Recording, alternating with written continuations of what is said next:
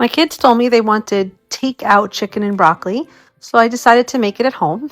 I had two very small chickens that would have been too small for a dinner, so I decided to cut them up and use them in this dish. So here you can see me breaking down each chicken, cutting it into pieces, and I am saving all the bones and the extra meat that I couldn't get off because we will make a stock out of it. I'm not using the wings on these birds because they're too small and they'll just go into the stock pot to make broth or stock. That'll be a video for another day. I'm also going to cut up the broccoli, and I do use the stems. I really like the stems, especially when they're soft. I don't like crunchy broccoli, so I'm going to steam the broccoli first part way before I put it into the chicken and broccoli mix.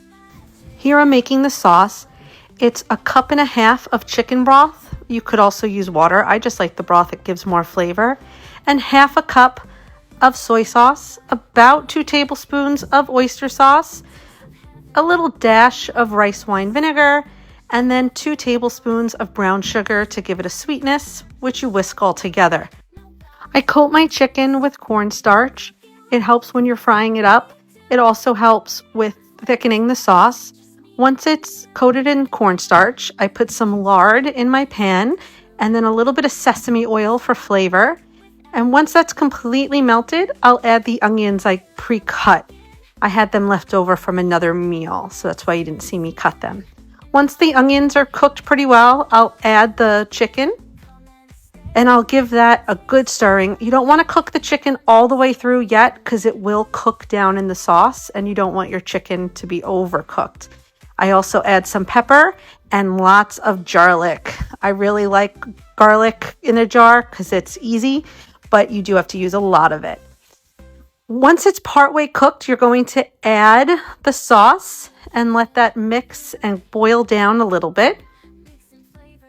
And then you're going to add the broccoli that's partly steamed. The broccoli will still cook more in the sauce, so don't let it be mush, but add it to the sauce, mix it on up, and it will start absorbing the flavor as it cooks. Next, add cornstarch to either water or chicken broth to make a slurry, and this will thicken up your sauce. Pour that into your sauce and let it cook down. Once it's the thickness that you like, you're done. I like it a little more liquidy for the rice, but sprinkle in some sesame seeds and it's dinner.